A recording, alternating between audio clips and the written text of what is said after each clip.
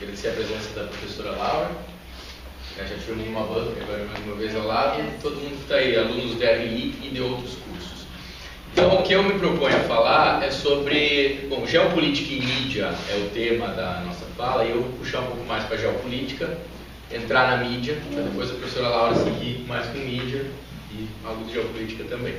Então, eu me proponho, primeiramente, a falar um pouco sobre conceitos básicos da geopolítica. Alunos que já fizeram geopolítica vão conhecer eles, provavelmente, como a Mirella, que é a minha monitora, e alguns alunos atuais, e fazer um link com a questão midiática. Então, a ideia central é essa, conceitos básicos e o link com a questão midiática. Então, eu vou passando os slides aqui, pode passar o primeiro, que vai ter vários mapas que eu vou apresentar para vocês, porque da aula de geopolítica tem que ter mapa, né? Então, o que é o conceito de geopolítica? Para quem não conhece, está vendo pela primeira vez. Eu peguei aqui um do Samuel Cohen, que é um escritor de economia política internacional, que diz o seguinte: a essência da análise geopolítica é a relação entre o poder político internacional e o meio geográfico. Ou seja, você pega unidades de poder em escala internacional, basicamente nos dias atuais, os estados. Esse estado, a partir da sua localização e dos fatores de poder que ele tiver, do tipo localização geográfica, saída para o mar, tem montanha, não tem montanha, tem minérios, não tem minérios, população grande, população pequena, vizinhos amigáveis, vizinhos inimigos, faz todo esse cálculo estratégico e a partir desse cálculo estratégico ele vai projetar o seu poder. Isso pode significar fazer alianças com vizinhos, construir uma bomba atômica, construir integração regional, se associar com outro poder maior e admitir que você não tem condições de se defender sozinho e partir para uma defesa conjunta. Ou ser, por exemplo, Coreia do Sul, um país que decide ficar no guarda-chuva de proteção dos Estados Unidos. Vizinho de cima, Coreia do Norte. Bom, eu tenho vários inimigos ao redor, então eu tenho perigo de desaparecer, eu vou fazer minha própria bomba atômica. Não tem uma resposta. Cada país, a partir da sua posição, vai fazer o seu cálculo estratégico para sobreviver, em primeiro lugar, não desaparecer, e a partir daí projetar poder. Então, se fosse falar de teoria das relações internacionais, é uma visão bem realista. A geopolítica se assenta numa visão realista. O que é uma visão realista? As relações internacionais são anárquicas. Não tem uma polícia, um poder sobre todos os outros que vai botar ordem na casa. Não. Cada um tem que se virar. Essa é a visão tradicional das relações internacionais. E a partir daí, sendo anárquica, sendo o princípio das relações internacionais anárquico, a principal atividade das relações internacionais será a guerra.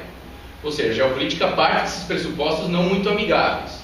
Então, se vocês olharem a história dos últimos 150 anos, quantas pessoas morreram, quantas tragédias e catástrofes acontecem no mundo, a partir da relação pouco amigável entre os estados, vocês vão ver que tem um pensamento por trás disso. Portanto, geopolítica não é nada que vai trazer a paz mundial, pelo menos não essa tradicional, ok? Então, quando eu fui preparar a apresentação para vocês, eu lembrei de um artigo que nós trabalhamos na disciplina, que é um artigo do Ignacio Ramonet, talvez no jornalista francês, que ele faz uma metáfora dizendo que o filósofo grego, mas eu vou falar filósofo na época os caras estudavam tudo, né? Filósofo, químico, físico, Empédocles, ele foi o primeiro sujeito a dizer que existiam 4 elementos na natureza: ar, terra, fogo e água. Então ele diz o seguinte: a geopolítica se estrutura a partir do domínio desses 4 elementos. E surge um quinto. Esse quinto elemento é um elemento que não é tangível, mas que é fundamental nas relações de poder atual, que é o cyberespaço. Então eu vou falar primeiro desses 4 um pouquinho, e depois vamos entrar no quinto, e aí tocar em cyberespaço, em guerra ideológica, e aí que a mídia se encaixa mais, ok? Então essa vai ser a tônica da minha apresentação, me pautar por esses 5 elementos. Antes de falar do primeiro elemento, eu vou falar rapidamente do surgimento da geopolítica enquanto disciplina, ou enquanto um meio através do qual os estados promovem a sua estratégia. Eu lembro que uma vez eu perguntei ao professor Brando, conhecidíssimo, né, nas relações internacionais, se ele entendia que a geopolítica havia surgido na Alemanha, e ele me respondeu assim: não, a geopolítica surgiu quando a primeira tribo de um determinado lugar foi lutar contra a outra e começou a tirar pedra, ou seja, ali já havia disputa por espaço. No entanto, o termo geopolítica vai surgir na Alemanha. Por que na Alemanha? Percebam a posição da Alemanha nesse mapa. A Alemanha até 1870, ela era um fragmento de inúmeros principados. Tinha lá mais de 100 principados que compunham a atual Alemanha, liderados pela Prússia, que sempre foi o mais forte. Então, em 1870, a partir principalmente da diplomacia do Otto von Bismarck, que foi o grande articulador da amarração da Alemanha, surge mais ou menos o que é a Alemanha atual.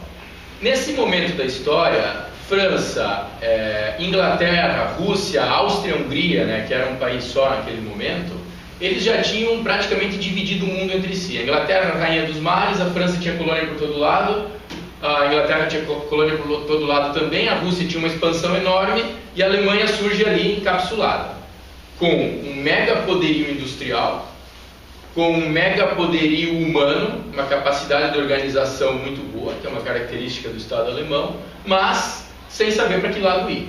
Então a Alemanha, nesse momento, no momento em que se falava muito em teorias raciais, em que o darwinismo existia enquanto um pensamento predominante, ela vai, em primeiro lugar, associar a geopolítica com um organismo vivo. Ela vai dizer o seguinte: o Estado é um organismo vivo. Como um organismo vivo, ele é como um leão. Ele é maior que o gato, ele come o gato. Ele ataca quem estiver do lado com o objetivo do quê? De se manter, se fortalecer e conseguir dominar. Então, a partir daí, o que a Alemanha diz? Se eu for o Estado mais forte, eu poderei expandir os estados laterais e conquistar o espaço no qual eu estou inserido, porque essa ideia de que as relações internacionais têm essa característica conflituosa e você iguala o Estado ao organismo vivo. Eu falei um pouco da questão racial, porque nesse movimento, e aí vamos deixar claro que não era só a Alemanha que pensava assim, a Alemanha só teve o auge desse pensamento, que foi o nazismo, mas esse era um tipo de pensamento que rondava por toda a Europa, que até então era o centro do mundo. Esse pensamento se difunde por todo lado. E no extremo, eles vão considerar que não só o país deles era mais forte que os outros, mas também a raça era superior. E aí deu no que deu, vocês sabem disso. Mas enfim que a geopolítica surge nesse momento com essa ideia alemã. Só para vocês terem uma observação aqui, esse segundo mapa, pode passar? Esse segundo mapa mostra uma tentativa da Alemanha de construir uma ferrovia Berlim-Bagdá. Essa ferrovia, ela simboliza a tentativa de expansão alemã até a Primeira Guerra Mundial, e na Primeira Guerra Mundial e depois repetida na Segunda, porque é exatamente, volta no mapa anterior, por favor, né? É exatamente a área mais frágil. De um lado tinha a Rússia, do outro tinha a França, e logo em seguida Bélgica, Holanda e Inglaterra. Então a Alemanha ia fugir para o lado mais fraco, que era o Império Turco Otomano, que estava em fase de fragmentação.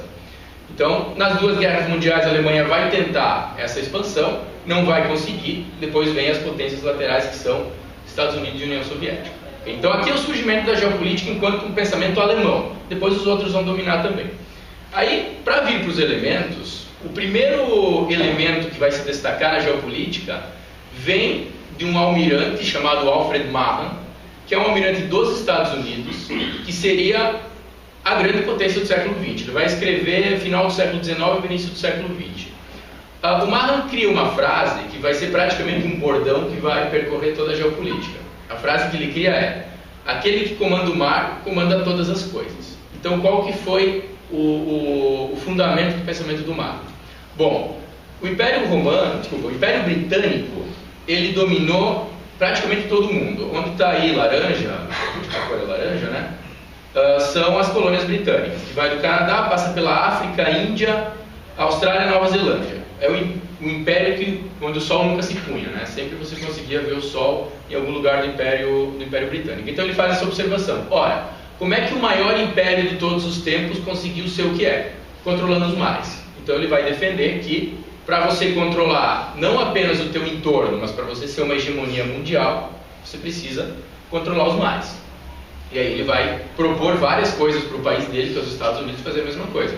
Por exemplo, o Canal do Panamá, controle do Oceano Pacífico, controle do Oceano Índico, uma série de coisas. Já passou para o segundo? Não, tudo bem. Só uma coisa no primeiro, teve um outro autor que era o Julian Courbet, se alguém se interessar, que ele vai também fazer uma teoria da guerra naval. Vai pegar o mar e vai colocar em campo, ou seja, como é que eu faço para efetivamente dominar os mares. Agora pode passar. Então, vem um segundo escritor dizendo o seguinte, que é o Alfred Mackinder, britânico. O curioso é que aquele que estava num império territorial, que era os Estados Unidos, fala do domínio dos mares. Aquele que estava numa ilha que controlava os mares fala do domínio da terra. E aí entra o segundo elemento, que é a terra. O que o Mackinder vai observar? Ele vai dizer o seguinte: bom, controlar os mares é importante, mas não adianta você ficar só circulando com os barquinhos pelo mundo se você não tiver um controle territorial. E ele vai pegar o mapa do mundo e vai olhar qual é o território mais importante do mundo em termos estratégicos. A maior ilha mundial. Qual é a maior ilha mundial? Essa grande ilha, que começa mais ou menos na Irlanda, na ponta esquerda, e vai até o Japão, na ponta direita, passando por toda a Europa, por toda a Rússia, e que inclui os países que estão ao redor da Rússia. Então ele vai lançar um conceito chamado Heartland, que seria a terra-coração, a região pivô, que segundo ele, aí ele pega aquela frase do Mahan e faz uma variação, que é: quem domina a Europa Oriental, domina o Heartland. Quem domina o Heartland, domina a Ilha Mundo. Quem domina a Ilha Mundo, domina o mundo. Então, o que ele vai dizer? Ora, qualquer potência que quiser ser mundial, vai ter que controlar essa área. E ao controlar essa área, você pode controlar as duas pontas. Aí as duas pontas, as duas saem para as Américas, uma pelo Oceano Pacífico, outra pelo Oceano Atlântico. Portanto, se controlar isso aqui, você controla o mundo inteiro. Aí vocês começam a entender, por exemplo, por que o Stalin e o Hitler, eu não vou dizer que isso é uma causa sozinha, mas é uma influência, por que o Stalin e o Hitler em determinado momento vão fazer um acordo de não agressão?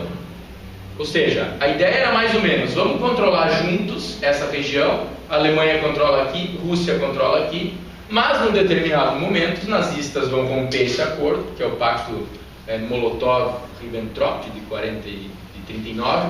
Os nazistas vão romper esse acordo e vão invadir o Heartland, ou seja, já com a noção que se eles conseguem conquistar a Rússia, eles vão ter o controle de tudo isso aí. Sem ter esse conceito, sem trabalhar o conceito de Heartland, Napoleão, lá atrás, havia pensado a mesma coisa e feito esse movimento. O Império Mongólico, lá no século 13 e 14, mesma coisa. Veio conquistando até a atual Ucrânia, mais ou menos. Então, a importância dessa região já era intuitivamente percebida pelos outros. Pode passar para o próximo.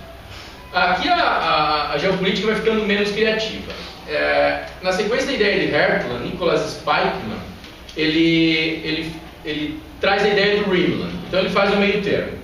Se um disse que era para controlar quem controlasse os mares controlava o mundo, e outro quem controlasse o Heartland controlava o mundo, vamos achar um intermediário entre os dois, que seria uma faixa de terra que fica ao redor do Heartland, mas que vai ter mais proximidade com o mar. Então é o seguinte: quer controlar o mundo, você precisa em primeiro lugar se preocupar em controlar toda a região que está ao redor do Heartland, porque aí tu consegue tanto ter saída marítima, quanto ter ou conter aquele poder central, que no caso é a Rússia, ou invadir, se for o caso. Então, o Spikeman ele é talvez um dos maiores estrategistas da história dos Estados Unidos. Se quiser entender os movimentos dos Estados Unidos, você pega os livrinhos do Spikeman no Google e começa a estudar. Percebam ao redor da Rússia quanto pontinho azul tem. Esses pontinhos azuis, as bolinhas representam bases permanentes dos Estados Unidos. E as estrelinhas representam bases temporárias. E onde é que é a maior área de concentração? Ao redor daquilo que é considerado o Heartland. Ou seja, já que os Estados Unidos não podem dominar a Rússia, até porque a Rússia tem bomba atômica e não é qualquer um que vai dominar, então vamos cercar ela para que ela, na medida do possível, não vai se expandir. Então, mais uma vez, aí fazendo uma associação com o jornalismo, às vezes, se você for dizer que determinado país tem uma alma guerreira e que costuma lutar e você não entende direito por quê, se você entender esse tipo de pensamento sobre esses países, você vai ver que o Afeganistão está sempre em guerra. Não é porque os afegãos amem a guerra, mas simplesmente porque na visão estratégica internacional aquele país é um país-chave. Quem controlar ele praticamente tem saída para o Oceano Índico. Portanto, Estados Unidos de um lado, Inglaterra e Rússia do outro, fazem com que esses pobres países estejam sempre sendo disputados. Pode voltar uma vez o mapa? O Rhineland, no mapa aqui, aparece os dois, a ideia do Mackinder no Heartland e do Rhineland ao redor. Então, se pegar países como bom, desde a Alemanha, a Turquia, aí pegar a Estônia, Letônia, Lituânia, Síria atualmente, Irã, Iraque, Índia, Mar do Sul da China, que ontem o pessoal discutia em sala, ou seja, tudo isso é palco de inúmeras batalhas. Aí vocês estão vendo a importância desses países numa guerra praticamente entre o mundo ocidental e Rússia, China e seus aliados aí, ou seja, meio do grosso modo. Pode passar para o próximo. Então nós falamos até aqui dos 3 primeiros elementos, vamos para o ar. O ar, aí ele vai ser uma outra questão que vai, não é que ela vai anular as outras continuam tendo importância, mas o domínio aéreo passa a ser fundamental a partir do momento em que a aviação é colocada nas guerras. Esse mapa aqui representa uma construção de Alexandre Seversky, que escreve um livro chamado A Vitória pelo Poder Aéreo, em que ele vai perceber que, se você for entre os Estados Unidos, representados nesse mapa da esquerda, de baixo, e a União Soviética no de cima, se você for pela via aérea, você não precisa fazer todo o contorno do mar e, portanto, você ganha vários quilômetros. Aí ele vai dizer o seguinte: bom, os aviões eles vão diminuir a importância do mar e da terra nas guerras e vão ser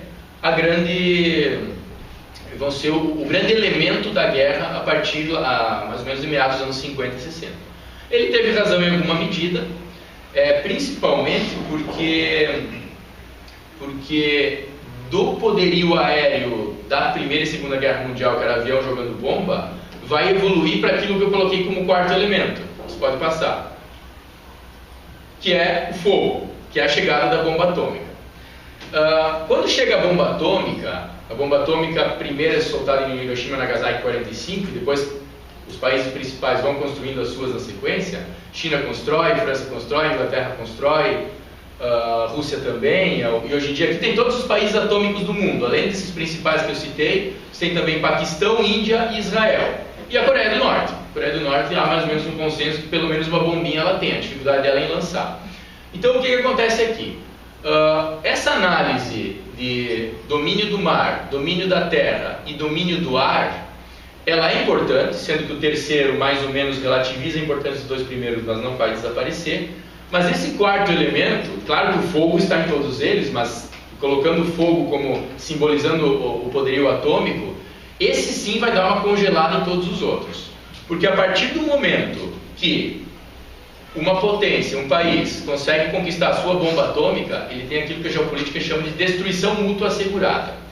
Em tese, os países que têm bomba atômica não se atacam mais. Eles podem patrocinar terceiros se atacando entre si, que é o que acontece na Síria hoje. Rússia de um lado, Estados Unidos do outro. Um alimenta grupos rebeldes daqui, outro alimenta grupos de rebeldes de lá. Os terroristas são sempre os rebeldes dos outros, os meus são só rebeldes, né? Não são terroristas. Mas Rússia e Estados Unidos nunca mais se atacaram. A Guerra Fria passou, eles não tiveram coragem de lançar uma bomba. Se houver uma terceira guerra mundial, vamos se esconder bem, porque seria a guerra atômica, né? Então o que acontece? A partir daqui você tem uma detenção, que é conhecida como détente na expressão em francês, dos anos 60 e 70, que é quando os países começam a fazer acordo de não agressão e não proliferação de armas. Os países atômicos, porque eles sabiam que uma guerra nuclear poderia acabar com o mundo. Quando isso chegou mais perto de acontecer, segundo a literatura, foi quando a União Soviética descobriu mísseis em Cuba. E aí pediu que os Estados Unidos descobriram mísseis soviéticos em Cuba e exigiram que a Rússia tirasse, que a União Soviética tirasse. Ela acabou cedendo e acabou tirando. Mas nesse momento, o que se diz é que o mundo chegou muito perto de, quem sabe, um ataque atômico. Então, o que acontece? Com a chegada da bomba atômica e o congelamento do poder nuclear entre as grandes potências, e depois o fim da Guerra Fria, muitos acreditaram que a geopolítica tinha morrido, que é aquilo que a gente discute na disciplina. Início dos anos 90, num curso de Relações Internacionais, era muito mais provável que você estivesse estudando os efeitos da globalização, comércio internacional, organizações, Mercosul, União Europeia. Claro, isso a gente continua estudando, do que você está estudando uma geopolítica clássica. Em algum momento, alguns autores um pouco mais otimistas disseram assim: bom, morreu a ameaça comunista, triunfaram as democracias capitalistas liberais. Portanto, todos os países, com alguns recalcitrantes aqui e ali, vão aderir a essa nova ordem, as guerras vão diminuir, a ONU vai triunfar, os acordos, as negociações diplomáticas vão vir em primeiro lugar, e a guerra, quem sabe, vai ficar para trás. Então, a partir nos anos 90, um certo entendimento que essa geopolítica tradicional que eu estou falando para vocês havia ficado para trás e não fazia mais muito sentido. As guerras agora, se existirem, serão, entre aspas, guerras comerciais, tecnológicas, por influência cultural, por outros motivos, mas esse ataque não vai mais acontecer. Só que esse otimismo todo durou muito pouco. Nos anos 90 você já estão marcados por guerras do tipo Guerra do Kuwait, por massacres como o massacre em Ruanda, massacre na região da antiga Iugoslávia. Então essa ideia de que o mundo iria triunfar a paz acaba, e quando chega o Bin Laden em 11 de setembro e lança o seu avião contra as Torres Gêmeas, definitivamente qualquer tipo de otimismo em termos geopolíticos dos anos 90 ficam para trás, e volta todo o estudo da velha geopolítica. Então, se você for buscar, tem os clássicos da geopolítica, mas vai ter vários termos à volta da geopolítica. A Rússia volta ao tabuleiro, a China se expandindo. Bom, os Estados Unidos do Bush nem preciso falar. Ou seja, os países voltam a se rearmar, voltam a ler Spikeman, Mackinder, Martin, todos esses estratégicos tradicionais para fazer as suas análises. Pode passar. Aí é que entra, então, no momento atual que nós vivemos, e aí nós vamos começar a fazer um diálogo um pouquinho maior com a questão da mídia, o quinto elemento de que fala o Ramonet, que é o cyberespaço. Bom, primeiro que fique claro, então, que todos os outros elementos, eles continuam intactos. Se você olhar, a OTAN continua lutando por espaço ao redor daquilo que a gente chama de Ringland. A Rússia cada vez se arma mais e busca avançar posições, por exemplo, num lugar como a Síria. A China, com as suas rotas da seda, cada vez mais tenta ter posição de destaque dentro do que é a Eurásia, ou seja, Europa e Ásia, que é o Heartland e o Ringland. O Irã é um país importantíssimo, sempre tentando fazer a bomba atômica, se aproximando de China e Rússia. A Arábia Saudita próxima dos Estados Unidos. Então vocês percebem que essa região continua sendo fundamental. E como se não bastasse ela ser estratégica, por tudo aquilo que eu coloquei, ela também é riquíssima em petróleo. Então, se tivesse lá plantações de rabanete, eu não sei se teria tanta disputa. Mas como você associa estratégia com petróleo, e a Rússia, mesma coisa, ou seja, um país riquíssimo em energia e estratégico ao mesmo tempo, então toda aquela velha geopolítica volta à tona. Em grande medida, os elaboradores de política externa pensam assim. A questão do cyberespaço é o quinto elemento, e aí é que a mídia começa a se aproximar cada vez mais dessa hard geopolitics. Pode deixar no anterior. Esse aí, eu fiz um movimento para a plateia. Então eu vou ler aqui uma definição do Inácio Ramonet sobre a questão da relação do cyberespaço do que é esse cyberespaço. O surgimento da internet, com seu misterioso interespaço superposto ao nosso, formado por bilhões e bilhões de intercâmbios digitais de todo tipo, por seu roaming, por seu streaming e seu clouding, não sei o que é isso, engendrou um novo universo, de certo modo quântico, que contempla a realidade do nosso mundo contemporâneo como se fosse um autêntico quinto elemento. Ok? Então, a partir do momento que você tem essa variável-chave na luta geopolítica, você tem termos como cyberataque e cyberdefesa. Ou seja, não basta os países cuidarem da água, da terra, do ar e do fogo, eles têm que cuidar também desse ambiente invisível, que é o cyberespaço, e ter seus cyberexércitos e criar suas cyberfronteiras. Ou seja, é o triunfo do nerd, né? Se antes o cara não era aceito nas Forças Armadas, que era muito fraquinho, agora, sentado atrás do seu computador o dia inteiro, 24 horas, operando um drone, muito bem-vindo. O sujeito, o Irã, isso é muito difícil obter informação sobre isso, tá? Então quando a gente fala, a gente leu aqui, leu lá, mas essas informações não vêm à tona fácil. Mas se diz que o Irã, já muito avançado no seu programa atômico, sofreu um cyberataque de Israel. Como é que o Irã conseguiu fazer isso? Desculpa, como é que Israel conseguiu fazer isso? Segundo o que eu li, até uma amiga minha que estuda isso lá da UFSC falou, um dos engenheiros iranianos Veja como uma coisa elementar. Esquece seu e-mail aberto em algum computador em algum lugar, e a partir dali, uma coisa simples, o cara engenheiro do Irã sabia, vai lá acessar o e-mailzinho, pá, esqueceu aberto, por ali os caras conseguiram rastrear e entrar lá no coração. Se for jogar, abre. Se for jogar em rede, abre tudo. Jogar joguinho? Sim. Adultos jogam. Pois é, enfim, hoje em dia aí entra um universo de discussão enorme. Esse tipo de coisa. Eu ontem entrei no meu país, cyberataque no mundo inteiro. Aí, claro, quem está fazendo, por que está fazendo. Interferiu até na Univale. Para do ar, internacional, a Univale foi afetada. Mas todo mundo recebeu aí. Ah, aqueles discos que estavam sem funcionar a internet aí? Não sabia isso. Pois então, a Univale estratégica também nas relações internacionais. Eu não sei a acuidade desse mapa. Vocês conseguem ver bem ele aí? O quanto ele é, talvez fechar um pouquinho a janela aí, Renato.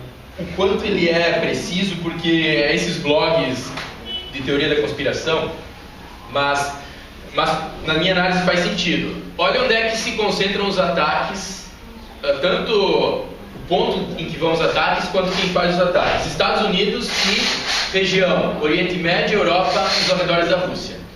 Então vocês percebam que aqui nós temos uma sobreposição entre os canhões que o Mackinder projetava lá no início do século XX para cercar o Heartland e os cyberataques dos dias atuais. Se vocês olharem países que recebem esse cyberataque e que fazem esse cyberataque, além dos Estados Unidos e Rússia, que são os mais óbvios, a Rússia muito boa em espionagem, essa coisa toda, você vai ter ali, a Alemanha também, importantíssimo, França e Inglaterra, você vai ter uma série de países do tipo Armênia, Azerbaijão, Síria, onde está o Estado Islâmico, inclusive, que são os países que circundam essa região de Heartland. Então me parece que não é coincidência. Tem uma linhazinha que vem para o Brasil. Então o Brasil recebe e supostamente também faz cyberataque nessa linha dupla. Mas o grosso está ainda nessa disputa, numa espécie de guerra fria, nesse quinto elemento, que de alguma maneira surge a partir de agora. Dentro dessa questão do cyberataque, entra as novas mídias. Eu vou chamar de novas mídias, se eu falar algum termo impróprio de jornalismo, a professora Laura vai me corrigir. Mas nos Estados Unidos foi criada há muito tempo a Agência de Segurança Nacional, e vocês sabem que existe um acordo chamado Commonwealth entre os países, a Grã-Bretanha lidera e todos os países que falam inglês, exceto os Estados Unidos, por uma questão de que romperam a independência e tal, mas de qualquer maneira, esses países que falam a língua inglesa são muito unidos entre si e costumam cooperar muito, ok? Então existe um acordo chamado UK-USA, Grã-Bretanha e Inglaterra, de 1948, vigente até hoje, que Austrália, Nova Zelândia, que é as três letrinhas aí, Austrália, Nova Zelândia e Canadá, mais Estados Unidos e Inglaterra, compõem o chamado Five Eyes, que são os 5 olhos que eles se comprometem a fazer troca de informações, aqui no contexto de Guerra Fria, todos contra a União Soviética. E até hoje eles mantêm esse tipo de trabalho, e aí se não é contra a União Soviética, pode ser contra a reexpansão da Rússia, ou a ascensão chinesa, ou um Irã, ou qualquer outro país que seja inimigo ou adversário desses 5 países. E aí entra a indústria privada da espionagem pública. Significa o quê? Significa que esse complexo de vigilância que vem dentro da Agência de Segurança Nacional, ele está intimamente ligado com grandes indústrias, com grandes empresas da área midiática do tipo Google, Apple, Microsoft, Amazon e Facebook.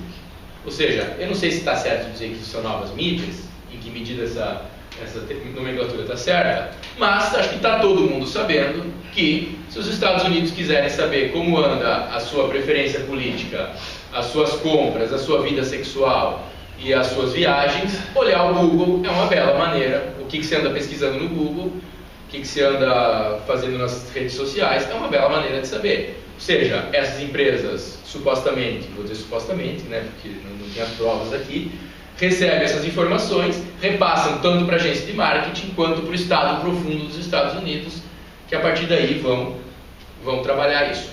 É só os Estados Unidos que fazem isso? Não. mas é principalmente os Estados Unidos. Porque eles são mais maldosos que os outros? Também não, porque eles são mais capazes do que os outros. A China e a Rússia também fazem, também tentam fazer, mas os Estados Unidos fazem mais. Então aqui eu não coloquei a citação, mas é de um sujeito chamado Schillen, que diz o seguinte, Dan Schillen, ele publica no Le Monde Diplomatique, que ele diz o seguinte: se trata de uma aliança sem precedentes. Estado, aparato militar de segurança e indústrias gigantes da web criaram um verdadeiro império da vigilância, cujo objetivo claro e concreto é manter a internet sob constante observação, toda a internet e todos os internautas, como foi denunciado por Julian Assange e Edward Snowden. Então esse é o primeiro momento. Essas grandes empresas ligadas a um aparato mundial de vigilância, tendo ainda o Estado como alicerce. Vou passar. O grande irmão. O grande irmão. Um outro ponto que a mídia se coloca, e eu coloquei ele como ponto 6, porque ele não é atual, isso aí é desde que o mundo era mundo, ou pelo menos desde que as caravelas portuguesas chegaram nas Américas, que é a guerra ideológica. O que consiste na guerra ideológica? Toda potência hegemônica mundial ou regional, ela tem uma narrativa de que a cultura, a religião, o modo de ver o mundo, a filosofia, a comida, o entretenimento são superiores com relação aos demais. A sabedoria dos Sun Tzu, é o chinês? Sun Tzu. Meu chinês está meio ruimzinho, né? A sabedoria dele dizia o seguinte: se você ganhar uma guerra sem disputar nenhuma batalha, é porque você realmente é um bom competidor. Ou seja, se eu conseguir convencer todo mundo a me seguir, ao invés de ter que botar um revólver na cabeça de vocês, o custo vai ser muito melhor e você vai acreditar que aquilo que é melhor para mim é melhor para você também. Embora possa até ser, em alguma medida. Então, nas relações internacionais a gente vai chamar de soft power, que é o poder de convencimento que os países têm para mostrar para todos os demais países que a sua cultura, que é o seu modo de ver o mundo e o seu modo de vida, ele é, se não superior, pelo menos o melhor que os outros, que acaba sendo uma forma de superioridade.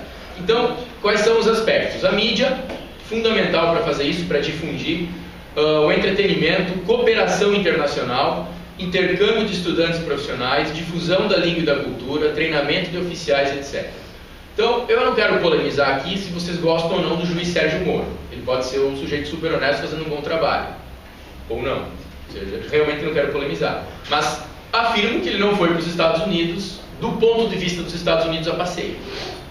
Ele e qualquer outro brasileiro que forem para lá, do general Golbery ao Sérgio Moro, ou seja, e mesmo no governo Lula, quem é que tenha sido convidado, eles chamam para convencer de que determinado tipo de conduta é a melhor para vocês, mas é estratégico para eles. Isso eu coloco aqui, que você estudando um pouquinho mais aprofundado, você vai ver que quando os ibéricos chegaram aqui, numa mão a arma, na outra a Bíblia, a cruz, para dizer o que? A nossa religião é superior à dos outros. Então vamos conquistar esses indígenas todos através da palavra de Deus. Isso já era um poder projetado de Portugal e de Espanha para com as colônias. Então o trabalho do Tiki vai falar um pouco sobre isso. E aí, se vocês olharem, a Aliança Francesa, para quê? Para difundir soft power. A Grã-Bretanha, ao longo do século XIX até hoje, faz isso também. A China, cada vez mais, um baita intercâmbio do curso de Relações Internacionais com a China surgindo, cheio de aluno indo para a China recebendo, cheio não, alguns recebendo bolsa. É porque a China é boazinha? Não, porque a China quer difundir poder. Não estou dizendo para não ir. Se eu recebesse uma bolsa dessa, provavelmente eu também ia. Mas é bom você saber o que eles estão projetando por trás, para não ficar um empolgado aí, daqui a pouco ser massa de manobra sem saber, né? Aqui tem a Mafalda dizendo que habrán hecho algunos pobres sures para merecer ciertos nortes. Ou seja, percebam que todos os países hegemônicos que projetam esse poder são países do chamado norte global. Os ibéricos, o britânico, a França, Estados Unidos e a China agora talvez quebrando um pouquinho. Agora, você não vê um grande soft power de algum país africano ou latino-americano. Então, a visão crítica da Mafalda para colocar isso que eu estou falando, para passar. Aqui entra uma segunda questão. Nessa difusão, e aí vocês vão saber muito melhor que eu quem é do jornalismo, né? Nessa difusão, tanto do soft power através da mídia, como uma das grandes ferramentas de difusão de informações e conhecimentos a partir dos países hegemônicos centrais, quanto na cooperação em termos de espionagem, entra os conglomerados midiáticos internacionais que se concentram em pequenos grupos e que nenhum desses grupos é do Quênia ou da Argentina ou do Vietnã. Todos eles são Estados Unidos, Grã-Bretanha e no máximo França. Ou seja, os países que têm um poder hegemônico maior. A Carol está me ajudando aqui porque eu estou fazendo um TIC, a Carol Carvalho, que está sentada aqui, está fazendo um trabalho de conclusão do curso mais ou menos nessa linha. Então os dados que ela pegou, mas como ela mesma me disse, são dados que mudam muito, são dados muito dinâmicos. 5 maiores grupos midiáticos internacionais é Alphabet, que inclui o Google, Disney Corporation, Comcast Corporation, 21st Century, Fox e CBS Corporation, certo? Todos eles Estados Unidos. Tem algum que não é? Você lembra? Que não é Estados Unidos? Não, são todos. Universidade de Londres. Tá, então aqui vocês E essa Alphabet, na verdade, a Google foi ano passado que a Google se juntou a essa Alphabet para poder não deixar tanta coisa vinculada ao nome da Google, assim. Essa Alphabet, na verdade, ela é bem conglomerada, ela é uma holding, assim. Ela é uma empresa que se associou, uma empresa que já era grande na área da comunicação, se juntou com mais, mas ela não difunde as notícias, ela não muda nada. Ela só como se fosse uma razão empresarial. Assim. Isso. Ok. Então, temos as 4 principais agências de notícia. A Reuters, Reino Unido, a AFP da França, a Associated Press, Estados Unidos e a Bloomberg, Estados Unidos. E as 5 maiores sites de empresas, Google, Apple, Microsoft, Amazon e Facebook. E elas atuando em rede. E aí, como elas vêm desses países centrais, elas atuam em rede e acabam chegando em todas as mídias praticamente. Porque elas vão alimentar uma Televisa mexicana, uma Globo brasileira, e a Globo, por sua vez, o G1 vai alimentar o Diarinho de Itajaí, que por sua vez alimenta talvez o jornal de Penha, e assim, de certa maneira, você tem na tua notícia lá na ponta, uma influência de uma agência central que tem grande vinculação com o Estado. Então a ideia é dizer o que aqui? Claro que aqui é um estudo que o pessoal do jornalismo pode provavelmente contribuir mais do que nós. É dizer que a mesma coisa que o padre jesuíta fazia ao chegar aqui e tentar catequizar os indígenas com toda a sua pompa e circunstância no século XVI, que é colocar soft power junto com hard power, acontece nos dias atuais. A mídia internacional difundindo notícias que interessam ao seu país, colaborando com a segurança do seu país, só que de uma maneira muito mais complexa e muito maior, que a gente pode ver nessas redes dos grandes conglomerados midiáticos, mas na essência a coisa não mudou. Agora, também não vamos colocar, obviamente, esses conglomerados midiáticos como algo a serviço do Estado. Não é bem assim. Eles são poderes autônomos, não é por nada que se diz quarto poder, porque eles têm poder de barganha junto ao Estado. Ou seja, o Estado serve a eles servem ao Estado, e vão ter momentos que vão entrar em conflito também. Mas há uma boa correlação de ajuda mútua entre uns e outros, ok? Então aqui, já encaminhando para o final da minha fala, existe um conceito chamado Smart Power. Porque o que é o Hard Power? O Hard Power é o poder duro, aquele poder do controle dos elementos. Inclusive um ataque cibernético não deixa de ser um poder duro, de certa maneira. Que você ir lá atacar as instalações nucleares iranianas e destruí-las com um vírus ou com uma bomba, o efeito é mais ou menos o mesmo. Mas o que se fala hoje em dia? Cada vez mais as novas guerras, os novos conflitos, ele tem uma combinação de todos esses elementos, uma combinação do hard e do soft, criando aquilo que se chama Smart Power. O que vai acontecer?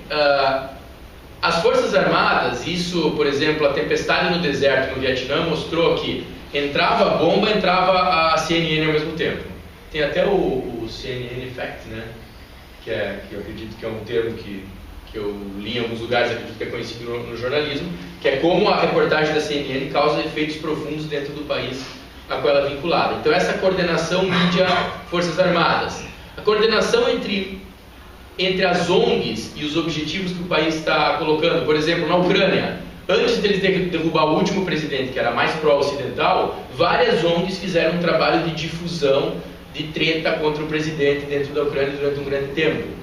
Então, vocês percebam que isso também acaba acontecendo. O financiamento a grupos rebeldes, ou seja, entra aquele conceito de novas guerras. Ao mesmo tempo que você tem um exército lutando aqui, um aparato midiático lá, uma cyberdefesa ou cyberataque aqui, você também está da maneira mais suja possível alimentando grupos rebeldes que vão lutar contra o governo.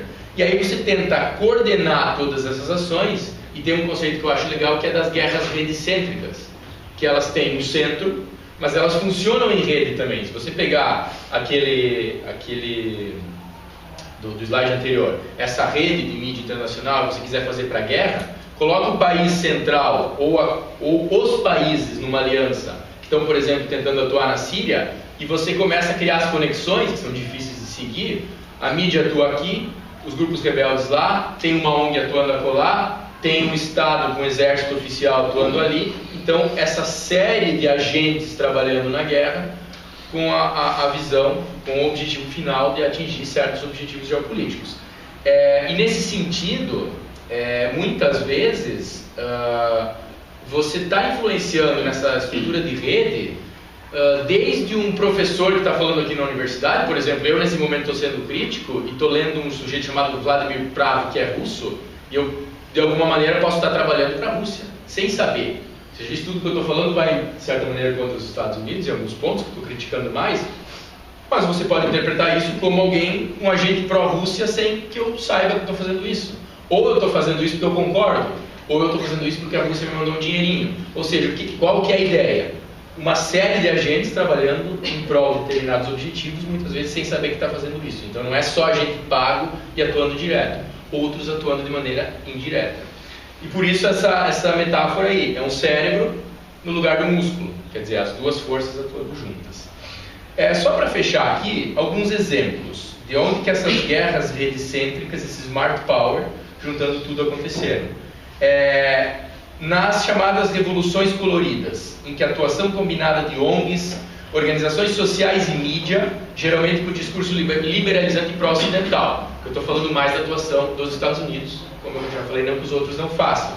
Então, países como Geórgia, Armênia, Azerbaijão, Ucrânia, Moldávia, Uzbequistão e Kirguistão, principalmente a Ucrânia aí, e a Turquia, com a tentativa de golpe contra o Erdogan há pouco tempo, que já está comprovado que a CIA participou, não é por nada que a Turquia está se aproximando mais de Moscou, tiveram todas essas coisas somadas. Os críticos falam o seguinte, a reiteração de que a Rússia é um país perigoso responde a certos interesses dos Estados Unidos, e certamente lá a Rússia faz a mesma coisa na mídia internacional. E aí, por que eu chamo a atenção? Esses países aí são os mesmos países que o McKinsey e o Spikeman identificaram lá atrás como países do Ringland, ou seja, a geopolítica dos elementos tradicionais acompanha a geopolítica dos novos elementos. Eu chamo a atenção aqui para um documentário chamado A Revolução Não Será Televisionada, que foi tema do Tiki e da Adriela no semestre passado, talvez alguém tenha assistido, que fala de como eles distorceram uma tentativa de golpe que Hugo Chávez sofreu em 2002 na Venezuela. E aqui não é elogiar o governo chavista, porque eu acho que é um governo desastroso em muitos aspectos.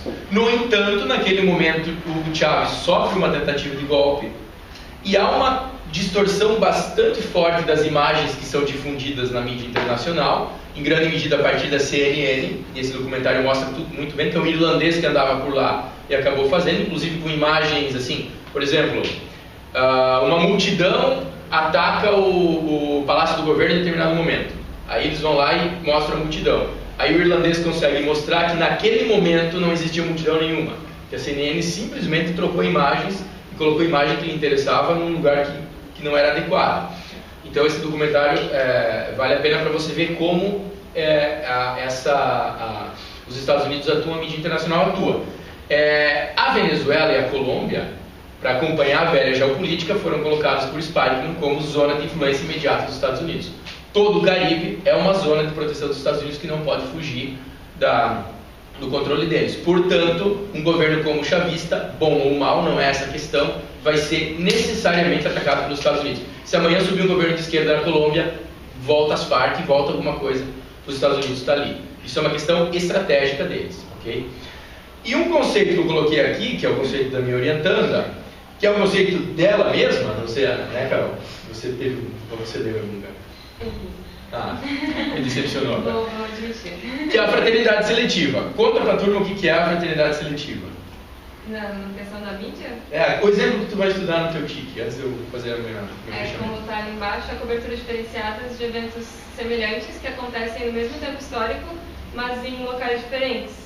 E aí, no caso do trabalho, eu peguei o atentado terrorista do Bataclan, na França, e um atentado terrorista que aconteceu antes, no mesmo ano, morreram mais pessoas, foi muito mais violento, que aconteceu numa universidade no Quênia, onde eles perguntaram, eles entraram nos lugares, quem era cristão eles matavam, sim, esse era o critério.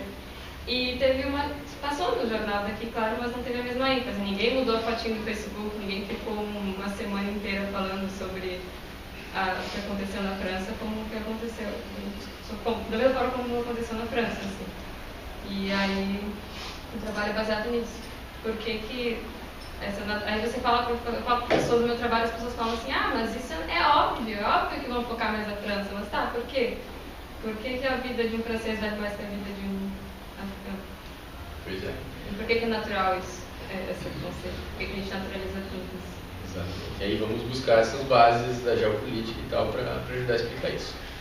Então, fechando, minhas considerações finais. É uma frase atribuída ao geógrafo Yves Lacoste, atribuída não, mas ele mesmo. Geografia, isso serve em primeiro lugar para fazer guerra. Ele falava uma grande crítica geopolítica. Então essa geopolítica tradicional é para isso mesmo. Principalmente em todo esse pensamento para dominar os 5 elementos, do hard power, e também, sempre, na história, acompanhado pela tentativa de supremacia ideológica através de elementos soft power. Os conglomerados midiáticos atuais, você buscar desde a Alemanha nazista até hoje, que a Alemanha nazista foi meio precursora nisso, eles atuam como propagadores ideológicos do seu país base. Todos, talvez a maioria do mundo faça isso, mas os Estados Unidos fazem mais. E hoje em dia essas, que eu estou chamando de novas mídias, ajudam muito na vigilância mundial. Então, a mídia nova ou tradicional, ela acaba entrando numa combinação de poderes com as Forças Armadas e com outro tipo de atores plantados nos conflitos, como peças fundamentais nos conflitos atuais, numa estratégia de smart power, que reúne todos esses elementos para ganhar terreno e conquistar objetivos. Basicamente era isso. Passo a palavra para a professora Laura. Então, obrigada. Vou dar nota de algumas coisas para a gente trocar figurinha depois. Quero agradecer também o convite do Centro Acadêmico, fiquei muito feliz de poder participar. E de um tema que é muito caro, né? Já que sempre também gostei, eu faço parte de uma geração que cresceu sem Google. A geração antes se falava, se dividia a história em antes de Cristo e depois de Cristo. Agora a história se divide em antes de Google e depois de Google. Como é que a gente fazia, a quem a gente fazia todas essas perguntas que a gente faz ao Google, né? Aliás, entre as perguntas que mais se fazem ao Google está como fabricar uma bomba. Entre as 10 perguntas mais pesquisadas está como fabricar uma bomba. Hoje a gente está dentro de uma grande sociedade de psicopatas, ou as pessoas não têm noção mesmo, né? Prefiro acreditar que seja a segunda opção.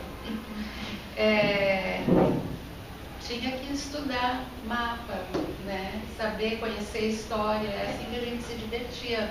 Não era olhando funk no YouTube. Isso eu faço hoje. Faço mesmo. Então, o professor, né, Boff falou aqui brilhantemente sobre o conceito de geopolítica. Eu não vou me dedicar a ele, eu fiz um slidezinho para falar o que o senso comum pensa a respeito do que é a geopolítica, né? Que é como é que o poder se distribui pelo mundo hoje em dia, né? Se distribui pelo mundo, como é que se exerce esse poder e como é que as nações, indivíduos, líderes tentam expandir esse poder. Pois bem, esse poder a gente já viu aqui que ele foi a maior parte da história exercido de forma física, né? Militar ou não militar, paramilitar. E as nações, os líderes vêm exercendo de muitas formas esse poder. Nas guerras, né? Todo mundo já viu essa foto. Se a gente tivesse feito ela em estúdio, tinha diferença? Não tinha. A guerra da Síria. Mas não ia ter diferença se a gente tivesse... Dá para fazer em estúdio igualzinho? Claro. Ué, a gente não assiste... Vocês não pensaram que o menino estava dentro do barco com um tigre durante 2 horas? Não tinha nem tigre, nem mar. Foi todo gravado dentro de uma grande piscina. E o tigre não existe. Um tigre como de computador. Mas a gente fica com medo, coração bate, adrenalina, tudo igualzinho. Mas essa foto é de verdade. Pode ser por discursos. Mas até a do Papa, sim, claro, principalmente, né? Hoje todo mundo, quando o Papa Francisco fala, o que as pessoas fazem? Né? O Papa entende, este Papa entende melhor que todos os outros, principalmente seu antecessor, que soft power é muito mais poderoso do que hard power atualmente. Pode ser também por desfiles, olha só, né, já que nós falamos na Coreia do Norte, que todos temem, né, ou ridicularizam, né, Hollywood ridicularizou, filme engraçadíssimo, por símbolos, né, por grandes símbolos. Não precisou de nenhuma guerra para destruir a grande estátua de Mao. O tempo, o clima está fazendo isso, não vai precisar disso, né? Qualquer símbolo que a gente entenda que tem alguma coisa a temer, né? Eu tenho que respeitar o temer. Não, mas isso mesmo pode mudar. Eu tenho que respeitar ou temer alguma coisa. Então, o professor também falou aqui dos estudos, né, das RI, as teorias da RI vão tratar do soft power, como que eu vou influenciar o comportamento de outro, direto ou indiretamente, né? Como é que os corpos políticos, né, vão usar meios não tradicionais ou menos tradicionais no que se trata das relações entre as nações e principalmente sem uma força explícita. É como se uma coisa fosse se miscuindo, né? Como se fosse um derramamento que não se pode estancar e às vezes a gente mal sente. É nesse escopo que vão entrar os meios de comunicação, né? Exatamente, que a gente chama de mídia, que todo mundo chama de mídia, nada mais é do que plural de meios. Mídia são os meios, no caso a gente chama todos os meios de comunicação. E principalmente os produtos do que a gente chama hoje, por causa de Adorno e Horkheimer, né? Dois dos fundadores da Escola de Frankfurt, o termo que eles chamaram de indústria cultural. Ou seja, Adorno, um pessimista, lá na década de 30, vendo, né, a Alemanha desmoronar, né, toda a sabedoria, todo o orgulho, né, da cultura, dos estudos desmoronar, né, claro, só poderia ser um pessimista, né, ninguém pode ser otimista numa situação dessas. Ele conseguiu fugir, né? Walter Benjamin, o mais otimista deles, morreu na fronteira com a França, né? Então, às vezes é melhor ser pessimista do que otimista, né? Salvou a vida de um. Ele vai falar que esses meios de comunicação são como uma extensão do trabalho, como se a gente tivesse, como uma doutrinação, como se a gente tivesse o tempo todo, né, sendo assoprado no seu ouvido como você deve se comportar, o que é importante fazer. E aí ele vai falar sobre os meios de comunicação de uma forma geral, e sobre, normalmente, quando a gente fala isso, nos vem à cabeça o que há de mais tradicional. O cinema, aí a Doris Day, uma revista brasileira da década de 50 e 60, chamada Cinelândia, e aí não houve das suas avós, não houve quem não tivesse copiado o cabelo, o tom do louro, quisesse ter os olhos azuis, cantar como ela, né? Copiar o modelo, né? E se comportar como uma boa moça deve se comportar, até quando se mostrava rebelde. nos produtos televisivos, né? Olha, quem foi fã do DOC.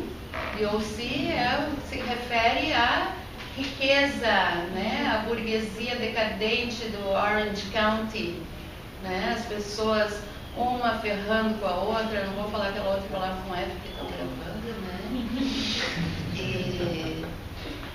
né? E como no final todos se drogam, adolescentes se drogam, né? Se matam, enganam uns aos outros, mas no final dos 30 minutos de episódio, todos ficam felizes, né? Dizem que uma parte da ansiedade que toma conta da sociedade hoje em dia, a gente vive uma epidemia, né? Epidemias de depressão e de ansiedade, é exatamente por conta da naturalização dos conteúdos e do tempo midiático. Que, por exemplo, se a gente parar para ver um episódio de Chicago Fire, o problema começa, se desenrola e termina em 30, 40 minutos. Mas os nossos não, né? Os nossos demoram um pouquinho mais. Então, se atribui a isso um pouco, né, da ansiedade que se vive hoje. Objetos de decoração, né? Isso é um pôster, não é? O objeto de decoração não é o carro, né? Mas poderia ser, né? De ostentação, né?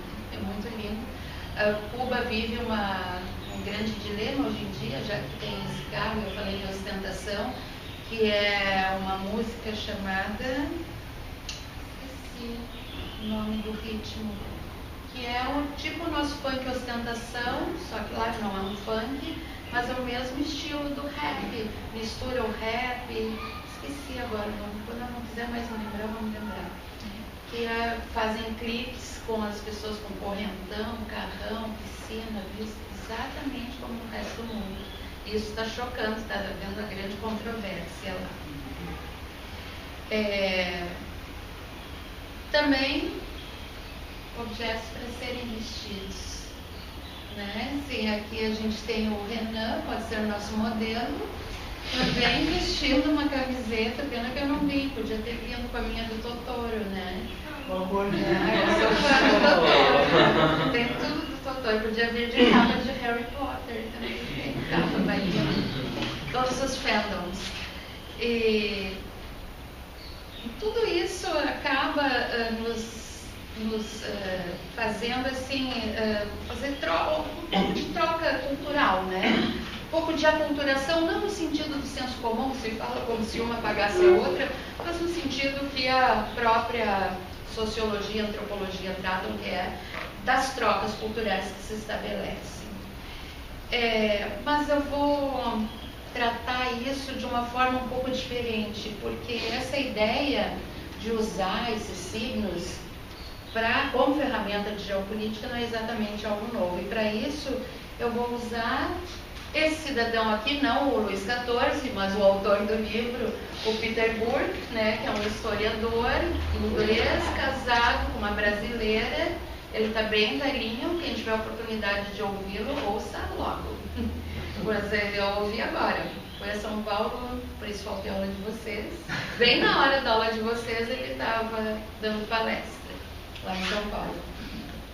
E ele tem vários livros sobre história da mídia e sobre outros temas, mas nesse livro, A Fabricação do Rei, mais precisamente, ele vai tratar como o Rei Sol usou os meios disponíveis. Na época, claro, não tinha nenhum meio de comunicação além, né, nem jornal não tinha. Né? O jornal vai ter só a partir do século I, circulação mesmo a partir do século XVII, XVIII. Então, como ele usou os meios disponíveis na época para ficar 72 anos, reinar por 72 anos.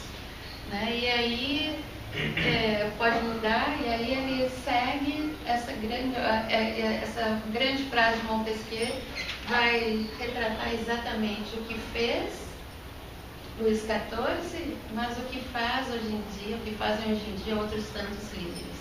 O esplendor que envolve o rei é parte capital de sua própria pujança, né? Ou seja, o brilho que eu tenho, no nosso caso agora, a visibilidade que eu tenho, principalmente midiática, é que vão determinar ou vão, o meu sucesso ou vão me levar a uma grande derrocada. Então, o Luís XIV teria feito o que o Peter Burke chamou de domesticação da nobreza, ou seja, ele se cercou de biógrafos, pintores, historiadores, para que a história que ele quis que fosse contada fosse a história oficial. Né? A gente fala que quem conta a história, e a gente se baseia tanto na história, né, são sempre os vencedores. Né? É muito contemporâneo a gente ter a capacidade de refutar dados históricos.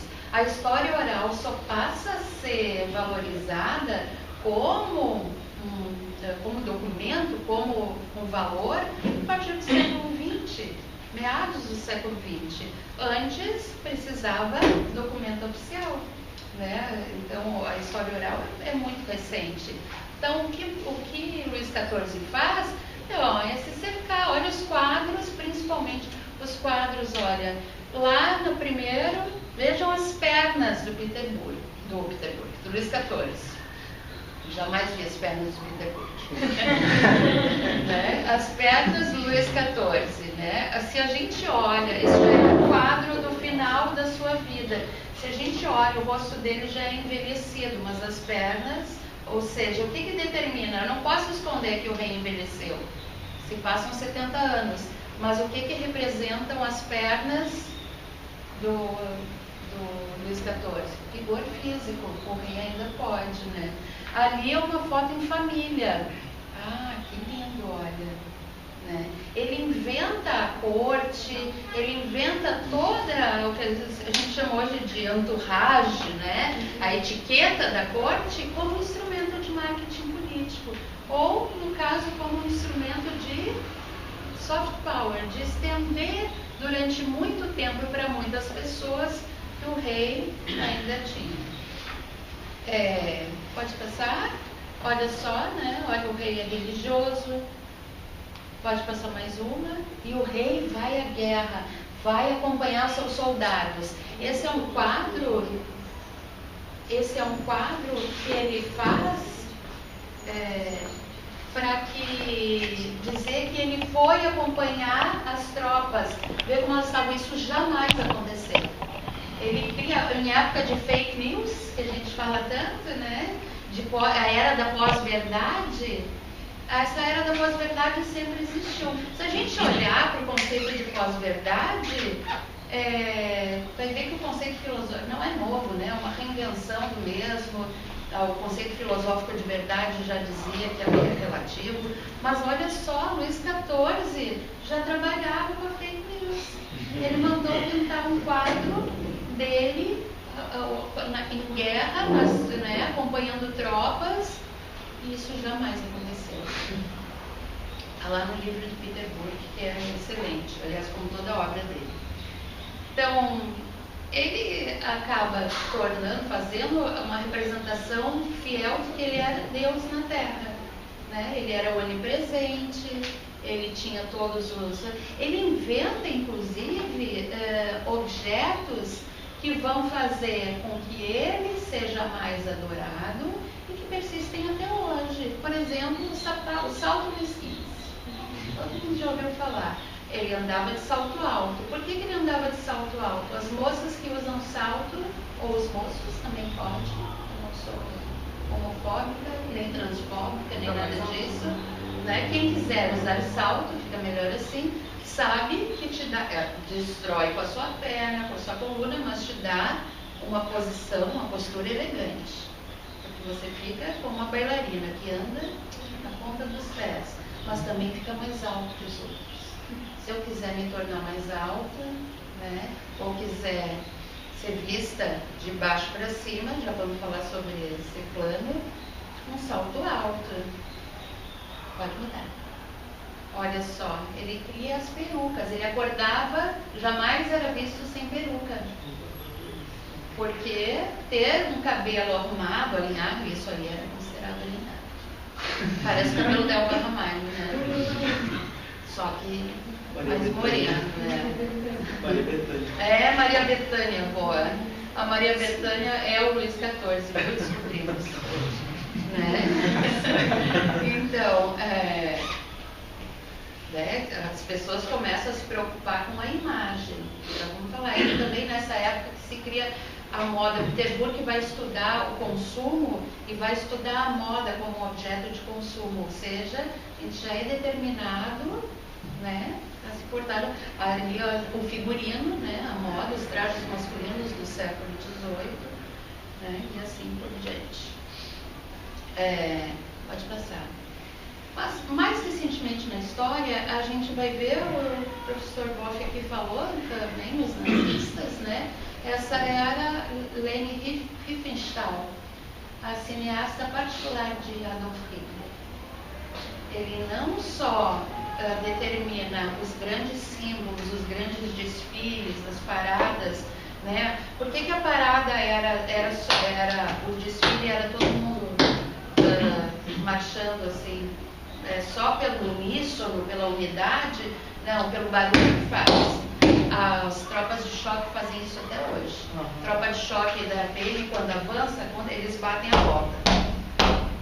Isso dá medo, entendeu? Parece que é muito mais gente do que é. A bota e o cacetete. E batendo isso, parece muito mais gente do que é. Assusta. É o monstro, é o dragão que ruge, que passa fogo, não é? Passa um pedacinho, esse é o filme mais famoso. Esse que está aqui no canto é o filme mais famoso, que é o Triunfo da Vontade. Todo mundo já ouviu falar, eu já vi um pedacinho. É chato pra caramba, mas é um cinema, né? Pensa da década de 30, 40, é o inferno. Mas ele tem poder porque ele é pura demonstração de força. São só trechinhos, o filme todo. Ela vai trabalhar sempre Hitler num plano que o Paulo ali não me deixa mentir sozinha, que se chama contra-plongée. Em francês, plongée é mergulho, que é o plano de cima para baixo. Ela vai trabalhar Hitler, que era, além de um imbecil, um nanico, vai trabalhar ele sempre em contra-plongée, de baixo para cima. Grandioso. O plano contra-plongée é grandiosidade das pessoas, né? O outro te achaca, você fica menor. E olha só os planos, as panorâmicas com enormes bandeiras. Vocês já viram que qualquer evento, hoje não precisa ser dos partidos norte-americanos, até aqui da Univale, se fazem banners enormes desse tamanho? Uma marca da empresa? Não sei, mas ninguém nazista. Pode passar, por favor? Cantando junto. Mas do outro lado também se fizeram esses instrumentos, né? Por exemplo, pode rodar aí. Esse é um curta da Metro-Goldwyn-Mayer, da época da Segunda Guerra, que chama Mr. Blabbermouth, o Sr. Tagarela, falastrão, né? Mas de Tagarela, que vai falar, os curtas passavam antes do filme principal, né, até a década de 70, 80 passavam, mas nesse filme eles vão falar sobre como a gente não deve ficar falando qualquer coisa, informações infundadas, e vai falar, entre outras coisas, sobre a distribuição de poder entre os dois grandes eixos que se enfrentavam. Então vai começar um rádio, que era o principal meio de comunicação. Rádio e cinema, a televisão não estava em todos os lugares. E aí mais adiante, esse filme vai mostrar como quantas armadas tem o lado de lá, quantas armadas tem do lado de cá, quanto de borracha tem do lado de cá, quanto de aço. É sensacional. Ele está no YouTube e se quem não quiser do YouTube não sabe achar, eu comprei ele veio como extra num DVD de um filme bem porcaria, assim. E olha só, para quem não tinha paciência nem tempo para ouvir isso, pode rodar, se fizeram filmes para que todos pudessem compreender. Stop That Thing é feito pela Disney, ridicularizando Hitler. Não está dando volume? Essa é nossa. Tem aquela outra lá, caixinha. Aquela foi pior. Aquela foi pior. É o áudio que eu acho que isso.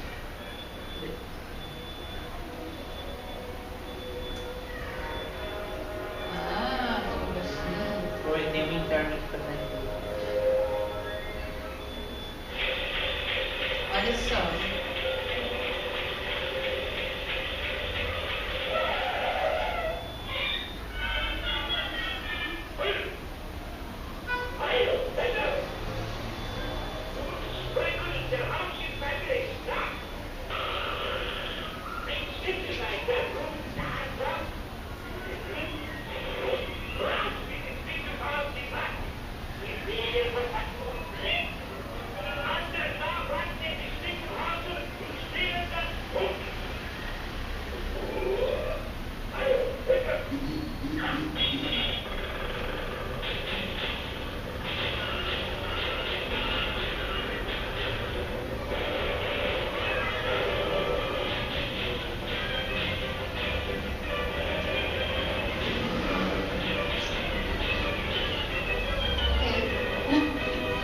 E assim vai. Esse também tem no YouTube. No YouTube não tem coisas legais. Né? O mais impressionante é que as mentes supostamente mais esclarecidas, a gente agora dá risada olhando para isso, né?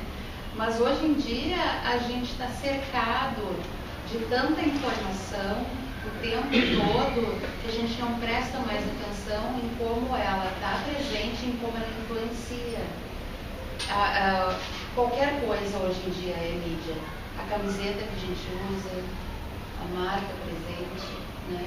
Sempre brinco lá na aula de marketing, assim, quantas fábricas a Nike tem? Nenhuma.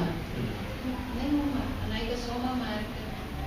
Ela tem, por isso que a gente compra o tênis, está escrito lá Made in Vietnam, Made in Thailand, Made in, porque a gente brinca por crianças escravas, né? Claro. Mas ela não tem nenhuma, ela é uma marca. Acontece que essa mesma marca, esse mesmo posicionamento está presente na informação que a gente consome como cidadão supostamente esclarecido. Ali a gente tem a Reuters, a AP, a France Press, a F, a EBA, tem a ANSA, né? Tem a chinesa, Xinhua, tem a Kyodo, que é a japonesa, tem a Bloomberg, tem a UP, e assim vai, né? Fora as que não estão ali, por exemplo, que são as estatais, tipo BBC. A BBC é uma agência de notícias estatal. E canal, tem vários canais de TV, site, portais de notícia. Emprega muita gente. Tem serviços da BBC para vários idiomas onde possa haver algum imigrante ou alguém de interesse em ouvir a BBC.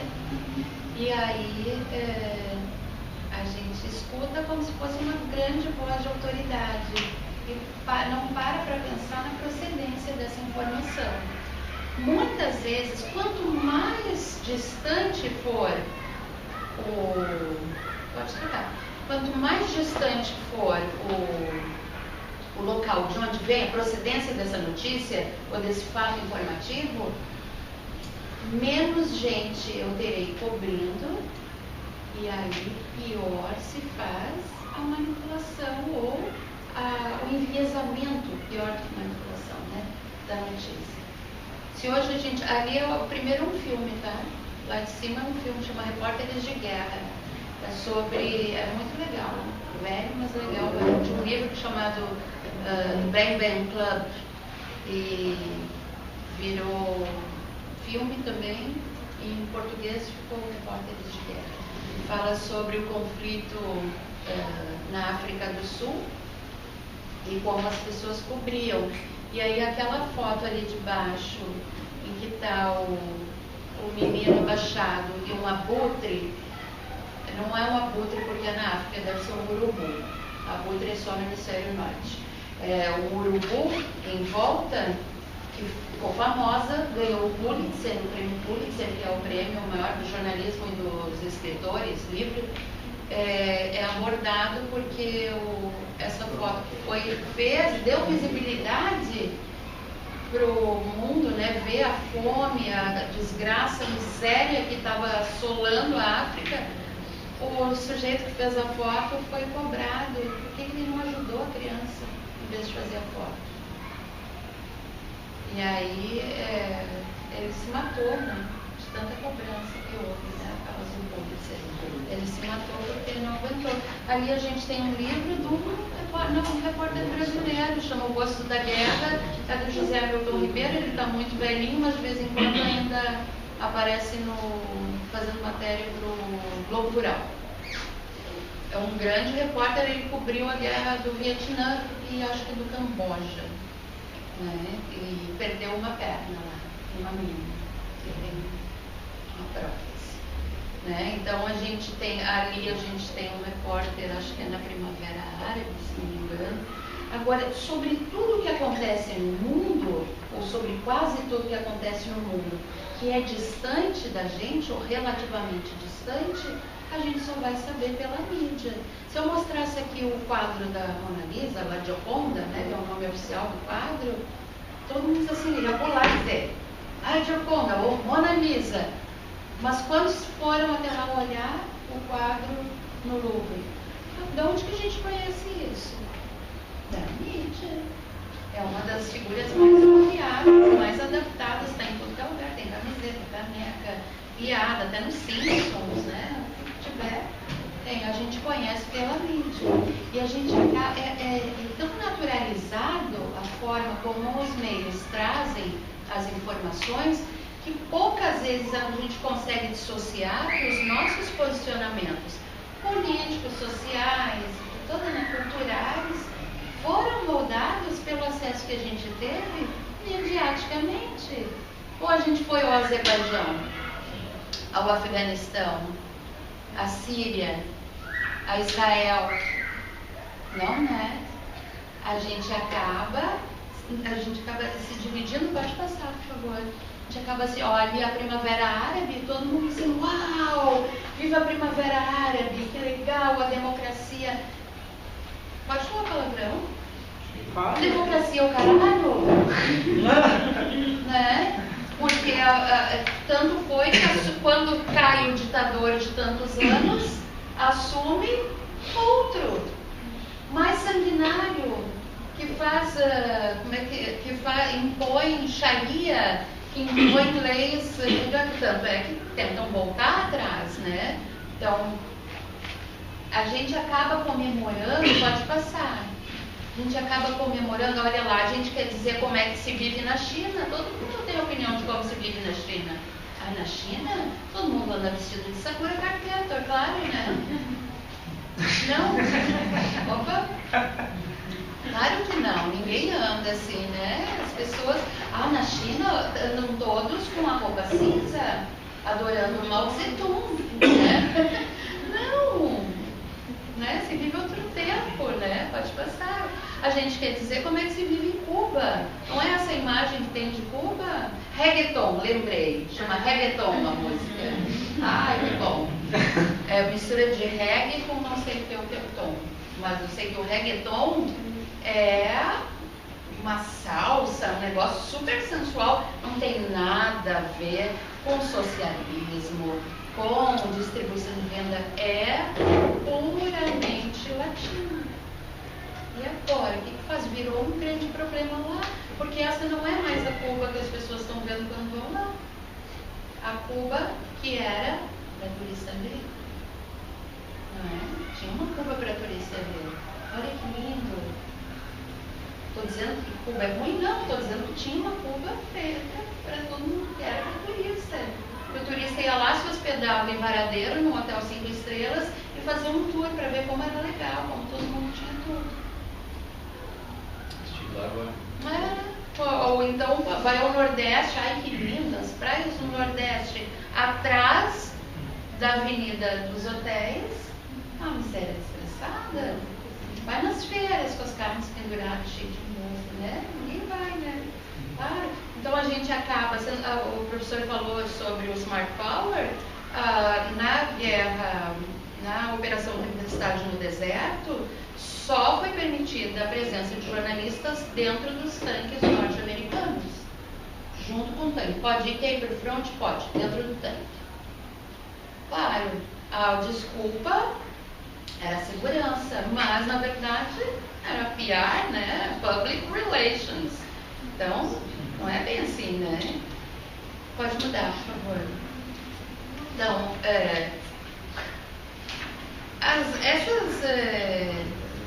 que foi? É que eu já vi um próximo slide. Não, deixa o próximo slide lá. As agências internacionais, elas começam a ser criadas em 1835 exatamente por essa questão, porque eu não tinha mais, o mundo começa a ficar pequeno, né?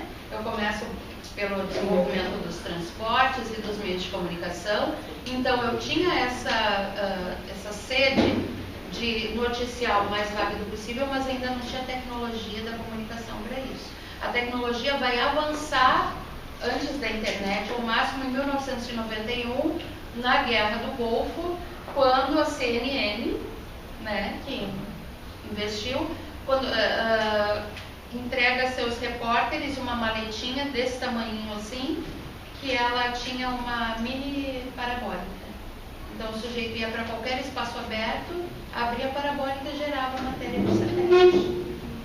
Não precisa depender de nada. Todos os outros teriam que se deslocar a outro país com meio analógico, uma fita, para gerar essa informação. Eles faziam do pátio do hotel, do aeroporto, de onde fosse. Antes disso, não tinha como, né? Então, eu precisava ter muita gente em muitos lugares. Acontece que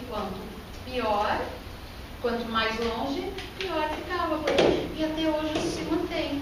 Em muitos lugares, eu tenho o mundo todo noticiando o que um sujeito disse que viu. Disse que viu mesmo, né? Vamos lembrar que tudo é discurso. Então, ele disse que foi daquela forma. E a gente vai acreditar? Sabe por quê? Está no jornal. E a informação se torna oficial. A gente vai ver assim, claro que é verdade. Eu vi no jornal, eu li no jornal. E aí ela ganha status de verdade. Então, às vezes, o olhar pautado, enviesado, comprometido, né? Não comprometido com a pluralidade de vozes, mas vai pautar. E por isso que eu posso exercer a geopolítica por meio da mídia. Porque eu tenho um sujeito. Quer dizer que esse sujeito é o dono da voz? Não, sempre teve o dono da voz. E aí são os grandes conglomerados de mídia que vão determinar qual notícia é publicada e com passou. Desculpa, só fazendo, porque isso casou muito bem com um post que eu vi esses dias no Facebook, que fez uma metáfora com essa fala da professora. Como a notícia falsa, muitas vezes, ou uma coisa assim bizarra, absurda, é disseminada rapidamente, porque existe um público que dá atenção para isso. E daí esse post era um videozinho, bem pobrezinho, assim, nos desenhos, mas foi feito só para explicar mesmo essa questão. Eu vi, tipo um quadrinho. Assim. Era mais ou menos, não sei se é o mesmo, pode ser que sim. Tipo de quadrinho em animação. Isso, e daí era assim, o bonequinho X, ele vira pro coleguinha que está ali do lado e fala assim, era em inglês o videozinho, né? E fala assim, cara, eu acabei de ver aqui na internet que as cobras têm pernas. E daí o coleguinha fala assim, nossa, eu preciso contar isso para todo mundo. E daí ele sai correndo e de repente chega uma cobra e fala sobre essa questão e começa a explicar para ele, olha, eu não tenho pernas e tal, você não pode dar atenção para tudo que você vê na internet. E começa a explicar com uma fundamentação ali, etc. E daí essa pessoa que tinha lido a notícia falsa, ela dá ela exclui ele do círculo de amigos, ela fala assim, unfriend. E daí ele vira pra câmera e fala assim, snakes have legs. Tipo, ele continua ainda naquele... sabe, ele acreditando piamente naquilo, mesmo tendo alguém que explicou pra ele. Claro, porque até a internet começa a ser desenvolvida em 1966. Não com esse nome, claro, pela ARPA, né? Isso, ela se torna a ARPANET depois, né? Primeiro como um jeito de passar informação sem precisar codificar, né? Os códigos de guerra, né? Tem até o Alan Turing sobre, né? Acaba desenvolvendo computador para decodificar códigos de guerra. Mas ela só vai, a internet, que é o berço da convergência de meios, ela só vai se tornar popular, né? Primeiro precisa haver a popularização dos personal computers, mas ela só vai se tornar popular e presente e interativa após os anos 2000, com a Web 2.0. Antes disso, mais do que a gente podia era ler. Não tinha interação, a gente não podia criar. Hoje em dia existe até um termo chamado prosumer, que é um estudo de consumer com producer, né? Então, infelizmente, a maior parte dos internautas, né, não é prosumer, é só ler, compartilha, não produz absolutamente nada, nem transforma. Tem um pesquisador, ele já foi de Harvard, abandonou por ter um saco, que chama Henry Jenkins, que ele tem 2 livros importantes nessa área, ele chama Cultura da Convergência, e o segundo que ele revê posicionamentos, escreve com outro sujeito, que é o Joshua Green, que chama Cultura da Conexão. Então, ele vai dizer que realmente a gente... ele abre o primeiro livro mostrando o seguinte: um menino porto-riquenho pegou uma imagem do Beto da Vila Sésamo, ele diz biscoito, fez uma montagem bem porca, assim, sabe, com o Bin Laden, e escreveu Beto é do mal. E lançou no Facebook. Zoeira, né? Não, o blog dele, né? O blog dele, não era Facebook. Achou o máximo. Quando houve o atentado às Torres Gêmeas, muitos países do Oriente Médio comemoraram, né, o atentado. Isso é fato. E numa das faixas está lá a imagem que o menino fez lá nos Estados Unidos, como se fosse algo para comemorar. Está o Beto da Vila Sésamo com o Osama, né? Não comemora. Olha como sai do contexto completamente, né? Então, assim, isso é um supra-sumo, né, do exemplo de que a gente não tem mais controle de como isso acontece. A informação está circundando a gente. E a pluralidade... Pode falar, Paulo. Só uma informação que eu acho que é interessante para acrescentar. Eu fui numa palestra recente que o cara falou que toda informação criada desde assim, da história do mundo até 2003, a gente produz ela em 2 dias. Então, a cada 2 dias a gente faz tudo que foi já informado, assim, até 2003, a gente a cada 2 dias, então, para ver tanta informação que a gente tem hoje. E do conhecimento científico, então, hoje em dia a gente produz em menos de 1 ano muito mais do que se fez em toda a história da ciência. Tem muito mais cientistas trabalhando, né? E da informação também. Hoje em dia cabe no reloginho da gente muito mais do que coube no primeiro computador. Né? No relógio bagaceira, o relógio que compra assim, não é um iWatch, não. É um relógio porcalhada mesmo. Então, o grande problema desse controle que continua, a internet é uma grande promessa de democratização da informação, mas como as pessoas ainda não têm o hábito, não são o que os norte-americanos chamam de media literacy, não são alfabetizados para mídia, para exercer esse poder que tem, a gente pode criar, fazer, falar, a gente acaba só consumindo e reproduzindo o que os grandes conglomerados já fizeram. Então a gente vai compartilhar o que o G1 fez. Eu acreditei agora, antes falei assim, olha, morreu Gerard Depardieu. Por que eu sei disso? Porque uma amiga minha ali de Brasília compartilhou, acho que é da France Press. Às vezes é mentira, né? No caso é verdade, todo mundo reproduziu. Mas às vezes matam as pessoas sem que elas estejam realmente mortas. Qual é o grande problema de haver esses poucos players, né? Esse quase que um oligopólio midiático mundial, que se reproduz em todos os lugares, daí para pior. É que as pessoas acabam se posicionando como se fosse assim, um jogo de futebol, né? Então, se reproduzem os termos lá da época da Revolução Francesa, de direita e esquerda, como se fosse, a gente classifica as pessoas ainda em direita e esquerda, mesmo que elas não tenham nenhum posicionamento, como se fosse um jogo de futebol, como se fosse lá na minha terra original. Eu já sou catarinense eu já tenho alvará de catarinense, mas eu nasci no Rio Grande do Sul, como se fosse um clássico Grenal, né? Todo mundo, ou é azul ou é vermelho. Agora, a gente se tornou, como é que é? Coxinha e petralha, mortadela e não sei o quê, e assim vai, né? Assim, as pessoas vão se posicionar. E esse poder que se exerce pelos meios de comunicação não está só nos grandes meios. Está sendo usado pelos meios convergentes, mas com o mesmo discurso. A gente vê, por exemplo, jovens em todos os países europeus, quase todos os países europeus, largando suas vidas lá, então é como se o sujeito saísse de Biguaçu aqui, aí eu vou para a Síria ser treinado pelo Estado Islâmico, só lá salva.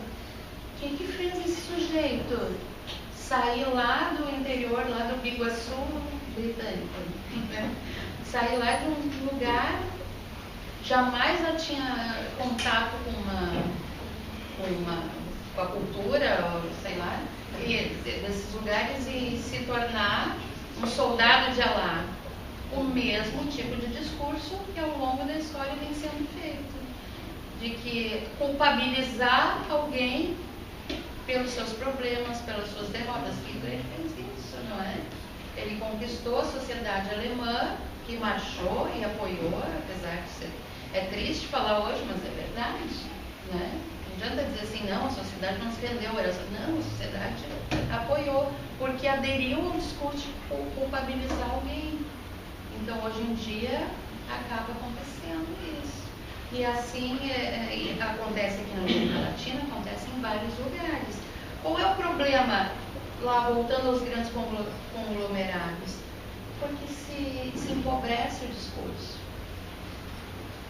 Quando não tem muitas vozes falando, eu tenho uma posição binária, e isso não é exatamente um sinônimo de inteligência. Essa professora, deixa eu ver o nome dela, que não consigo ver ali, Margaret Steinberger, ela é ali de São Paulo. Ela fez esse livro que a tese dela chama Discursos Geopolíticos da Mídia, Jornalismo Imaginário Internacional na América Latina.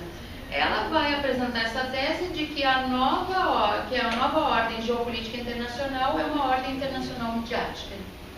Ela vai dizer que eu tenho, tá 2 anos emprestado para o Jorge, vai lá e pega dele e depois me devolve. Vamos junto. Sério, não é brincadeira, 2 anos. Eu acho que ele está usando na tese, pode pegar aqui. Que está com ele. Então, ela vai dizer que a mídia, os meios de comunicação, e principalmente agora a internet também, a gente já viu que não é novo, olha lá o Luís XIV, mas vai estabelecer uma esfera pública internacional sem fronteiras. Olha, lembrando de Habermas, né? O conceito de esfera pública de Habermas, ela vai dizer que tem agora, que foi desterritorializada a esfera pública por conta dos meios de comunicação. Tem como resistir a isso? Não, né? A gente está afeto aos meios. Eu vou ter que continuar me informando sobre as coisas pelos meios de comunicação. Mas resta a gente examinar quanto que a gente está afeto a essas informações. Então, ter consciência da autoria da informação e da procedência dela é o mais importante. É a única forma de eu me salvaguardar. A única forma de eu dizer assim, olha, eu digo isso porque foi dito por outra pessoa e não assumir a informação como se ela fosse minha. No início do século XX, nos Estados Unidos, na escola de Chicago, né, que tem área na economia, na psicologia e também nas comunicações, havia uma teoria chamada teoria do espelho, que dizia que os meios de comunicação eram o espelho da realidade, uma janela aberta para o mundo. A gente sabe que não. Tem autoria, tem dono da voz. Então, a gente tendo consciência hoje da procedência da informação, da autoria da informação, e as marcas, a análise do discurso vai nos ajudar a examinar essas marcas, aí é o único jeito de a gente dizer que está brevemente ou assim, informado, ou brevemente, assim, de uma forma basicamente bem informado. E era isso. Ó, assim a gente não se rende à informação. Olha que feio que é, mas é como se a gente estivesse adorando um mito, né? Um totem na sala de jantar. Assim a gente não fica dessa forma. E a minha última fala é vida longa e próspera. Sim, eu estou naquela categoria. E era isso que eu tinha para dizer.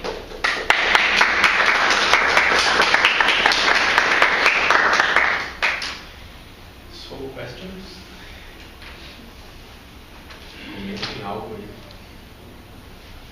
Esse assunto aí é muito bom.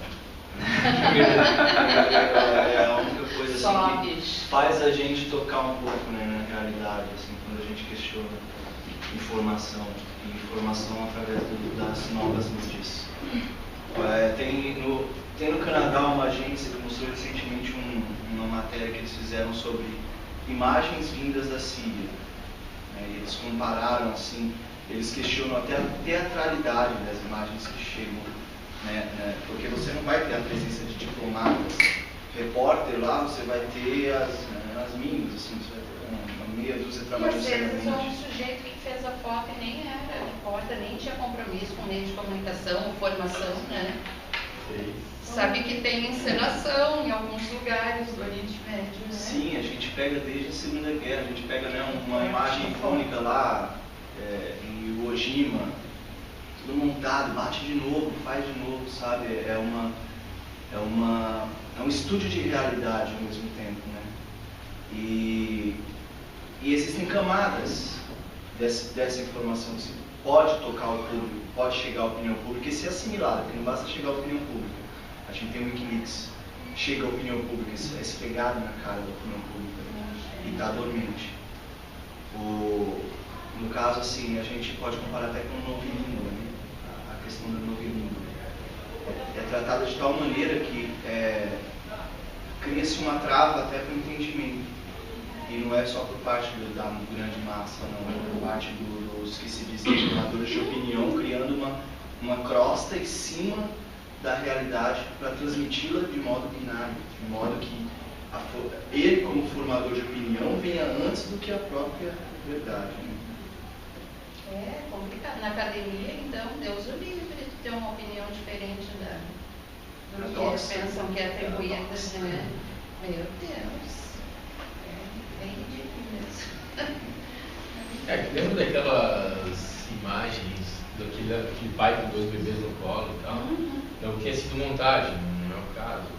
Mas aquilo nunca foi bem esclarecido. Eu acho que é uma técnica do jornalismo. Não é que ela pode ser honesta ou não, mas aquele caso foi atribuído ao Bashar al-Assad, não tem muito sentido ele ter feito aquilo. E aí joga assim. Do ácido lá. Ataque na Síria e tal, e aí já coloca uma condicionante dentro. Teria sido, poderia. Mas meio que queimou a imagem na largada, assim. Como se eu dissesse, Carol teria roubado uma coisa aqui. Aí eu coloco no condicionante, mas eu já queimei a imagem dela assim.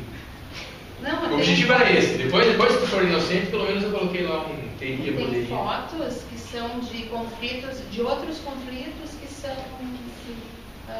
Sim. Vocês já viram um documentário que chama Lágrimas no Deserto, que foi em português, em inglês é Sand and Sorrow. É narrado pelo George Clooney, ele é o produtor executivo, ele não é lindo, ele é lindo e pensa, pasmem, inteligente. O pai dele é um jornalista, ele e o pai vivem sendo presos porque eles fazem protestos. Preso no Sudão. Toda hora, né? A gente olha, o galãzão não imagina, né? Ele narrou e produziu, sobre o genocídio em Darfur. Lágrimas no Deserto. Tem para baixar no YouTube também. Parece que eu estou fazendo propaganda. Não tô. Ninguém me pagou para isso, infelizmente. E aí ele mostra como, né, um conflito ridículo sobre o nada. E aí a grande questão internacional foi assim, que se iam considerar ou não um genocídio. E a ONU se recusando a usar a palavra genocídio, como até hoje o genocídio armênio, né, atribuem a Hitler a frase, diz assim, se ele não temia passar para a história como um crápula, que bom passou, ele diz assim, quem é que lembra do genocídio armênio, que foi de 1900, né? Não sei se isso é verdade, mas é atribuído a ele isso. Deixa eu fazer uma pergunta, professora. Como é que vocês veem o papel das organizações Globo no Brasil nesse ponto? Já me disseram que é um dos maiores do mundo. Um dos maiores conglomerados, se não o maior. Não, o maior, não o maior. Não o conglomerado, é maior alguma coisa. Da América Latina ele é o que está da América Latina, sim. Ele é o melhor da América Latina. O maior, quer dizer, em tecnologia também é o melhor. Mas, assim, como é que é discutido no curso de jornalismo? Assim, cada um vai ter um posicionamento, claro. O meu posicionamento é que qual é a diferença da voz da Globo para a voz da Record? Ou para a voz da SBT? Ou para a voz... Toda voz tem dono. Tem uma figura eu sempre trago a figura, falo sobre essa figura do cachorrinho da EMI, né? Que era aquela gravadora inglesa que eles herdaram da AT&T, que virou aquela lojona de disco bacana, que é o cachorrinho do lado do gramofone, escutando a voz. Todo mundo já viu, é uma marca famosa.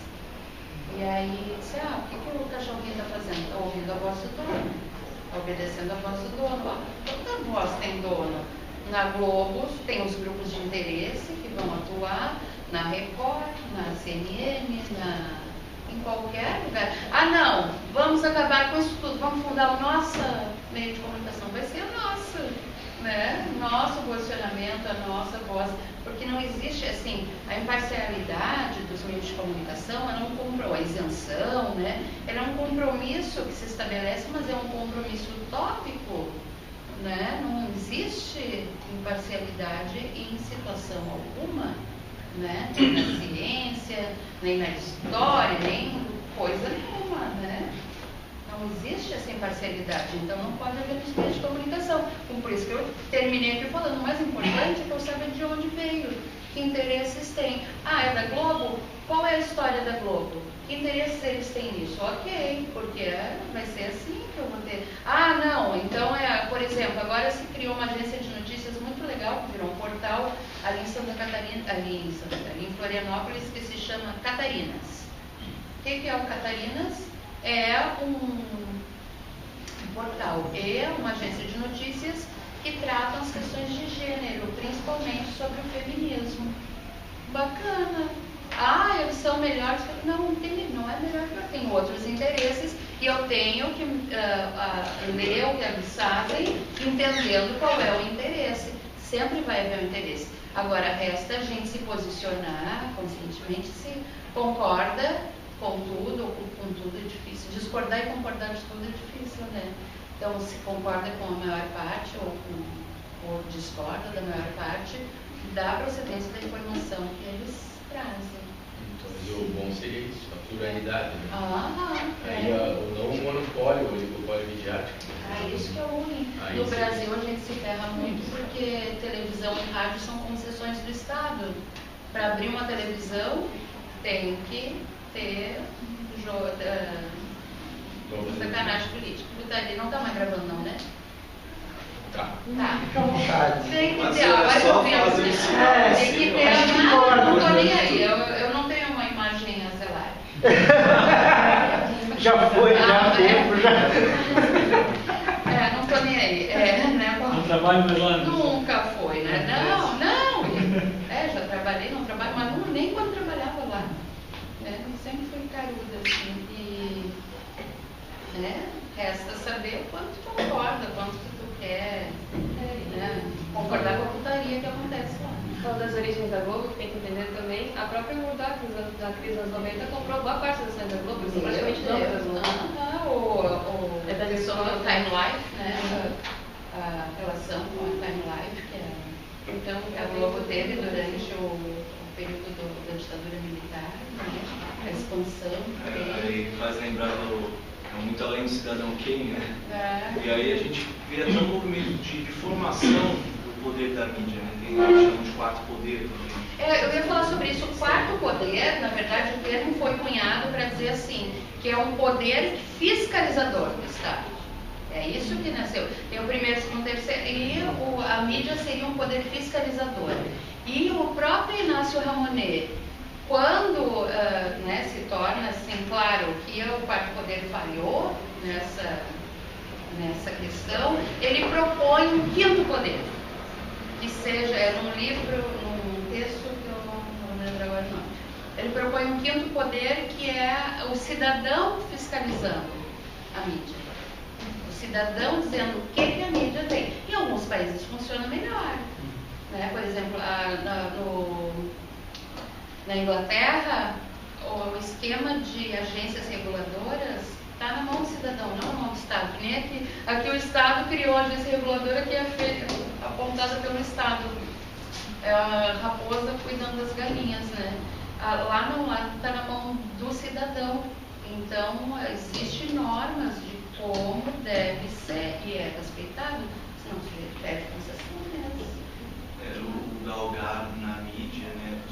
O próprio filme do Cidadão Kane é um exemplo de um cara que... Muito além ou o próprio filme, né? É um exemplo do cara que chega ali para jogar, né? Para acumular poder e você vê que é uma coisa política, puramente política. E a gente vê, por exemplo, a bancada evangélica, a representação dela, uma coisa que eu li bastante sobre esse assunto.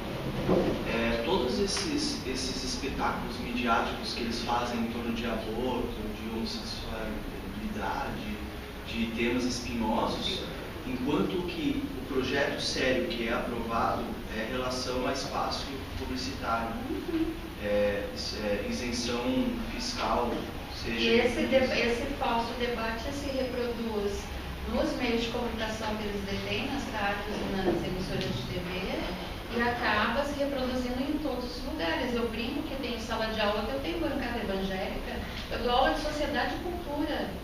Eu tenho coisas que eu começo a falar e eu tenho que dizer assim, não, chega, tu não vai falar mais, acabou. Me irritei, chega, acabou a democracia. Eu acho porque é de tão assintoso que é. Deus o livre se alguém falar alguma coisa.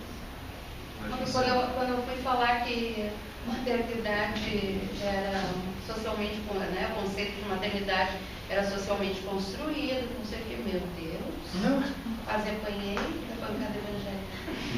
Quero dizer assim, não, nada contra, eu não sou, fobia, nem raiva de nenhuma religião, dando comportamento de determinados integrantes de algumas denominações neopentecostais.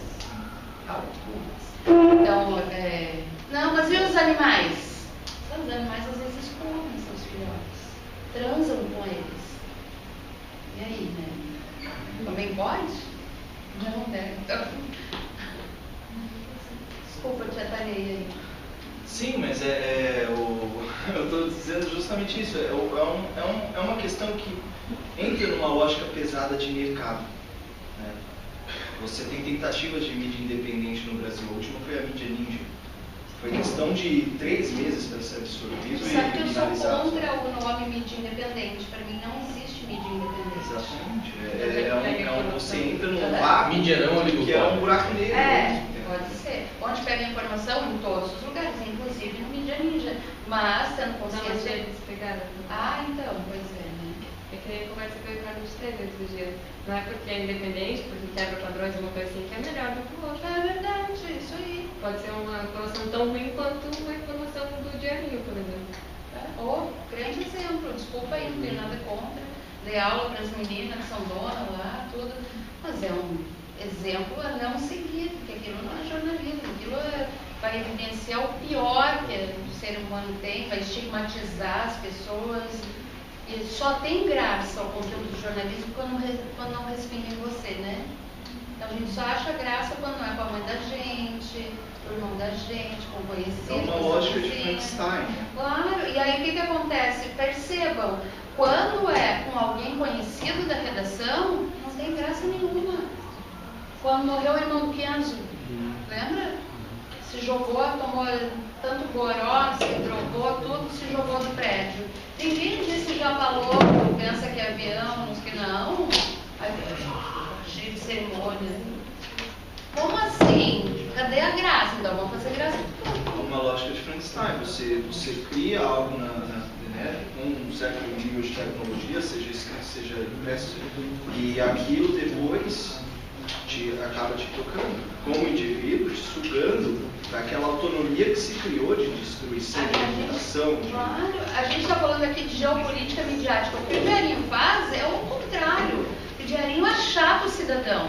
Diz assim, olha, tu é o ladrãozinho, é isso que tu vai ser, tu é bandido. Né? Quando tu classifica o sujeito dessa forma, ele dali não vai sair. Vai estigmatizando, é o manezinho, é o capial, né? Vai reduzindo o cara a nada. Se também não há um processo de glamorização em cima disso, que cria essa identidade e as pessoas se veem de alguma maneira evidenciados naquele papel. E se identificam e dizem, aqui é um lugar onde o meu indivíduo pode ser mais do que um anonimato. Como tu não entendi? No sentido de você, de repente, um cara se ver ali, né? E isso é um tipo de fama também. Há um processo glamorizador na mídia. Assumir identidade. Sou o bandido que aparece. Vida louca. O termo mais glamorizado do banditismo. Esses papéis identitários estão tão confusos, né?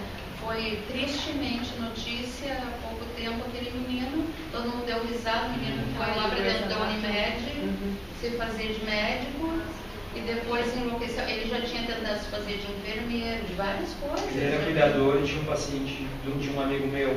O meu era amigo fisioterapeuta e ele era cuidador desse paciente do meu amigo. Então ele conhecia esse rapaz muito bem. Foi assim que ele se fez de médico, né? Ele roubou a identidade de médico da Unimed de um paciente que ele foi cuidador desse médico. Né? Entende? O professor, e quem levou a informação de que aquele vídeo do YouTube, quem achou foi o Diarinho. Quem viu o vídeo que ele tinha feito há 4 anos atrás, 3 anos atrás. Foi uma brincadeira, né? Querendo ou não. Tudo bem que ele pode ter depois, né, na loucura que não devia estar. A exposição que se fez desse menino não tem graça. Aí virou pro mundo. Agora fizeram do Fábio Assunção. É bonito, Nossa, é bonito. Todo mundo quer dar opinião, mas é bonito com o sujeito ter recaída depois de anos, né? Não existe esse drogado, né? É drogado em recuperação. É o princípio do AA, do NA, né? Só por hoje. Quando não deu para o sujeito, não há motivo para vir comemorar ou para atacar, a não ser para lamentar. Né? Não sei nem se é para ser notícia. Né? Para quê, né? Uma coisa, se tivesse matado alguém. A gente vai para a academia, vira uns chatos, né? Tudo a gente tem opção para falar. Essa história das celebridades, até se tivesse matado, né? O Edgar Morin fala que é o olimpismo moderno, são os novos deuses do Olimpo, que a gente elege eles depois puxa o tapete, e aí não sobra nada. Chega que ninguém aguenta mais ouvir a gente. Feito. Um abraço. Todos nós.